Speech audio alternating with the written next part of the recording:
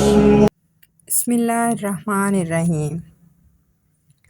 اللہ تعالیٰ نے قرآن کریم میں ارشاد فرمایا ہے وَمَن يَتَوَكَّلْ عَلَى اللَّهِ وَهُوَ حَسْبُهُ، اور جو شخص اللہ پر بھروسہ کرتا ہے اور تو اللہ تعالیٰ اس کے لیے کافی ہے۔ توکل کا مطلب ہے دل سے یہ یقین رکھنا کہ میرا ہر کام، ضرورت، ہر دکھ، ہر تکلیف صرف اللہ کے ہاتھ میں ہے۔ اکثر ہم سوچتے ہیں کہ شاید ہمارے وسائل، لوگ یا حالات ہمیں سہارا دیں گے۔ حقیقت یہ ہے کہ سہارا صرف اللہ کا ہوتا ہے۔ جب انسان اللہ پر بھروسہ کرتا ہے تو راستے ایسے کھول دیتا ہے جن کا وہ سوچ بھی نہیں سکتا۔ دل کا سکون، یقین کا چراغ اور ایمان کی پہچان۔ اللہ تعالیٰ نے قرآن کریم میں ارشاد فرمایا ہے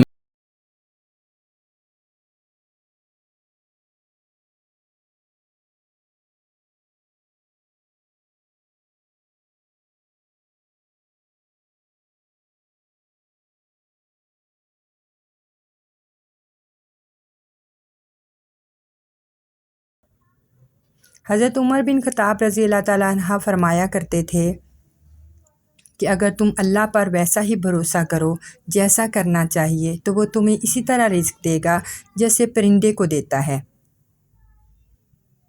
جو صبح بھوکا نکلتا ہے اور شام کو پیٹ بھر کر لوٹتا ہے۔ توکل کا مطلب یہ نہیں کہ ہم ہاتھ پر ہاتھ رکھ لیں، بلکہ کوشش بھی کریں اور انجام اللہ پر چھوڑ دیں۔ ہمیں ان پرندوں سے سبق حاصل کرنا چاہیے جو سارا دن کوشش کرتے ہیں اور شام کو اپنا پیٹ بھر کر واپس لوٹ آتے ہیں۔ اسی طرح میں آپ کو اس سورۃ طلاق کی آیت نمبر 2 اور 3 کی فضیلت بتاتی ہوں کہ یہ ایسی آیات ہیں جن کو دن میں 4 نمازوں کے بعد ایک تسبیح اور عشاء کی نماز کے بعد 3 تسبیحاں اپنا معمول بنا لیں، جس سے گھر میں رزق اور فضل کی فراوانی ہوگی اور ہماری دنیاوی تمام مشکلات حل ہو جائیں گی۔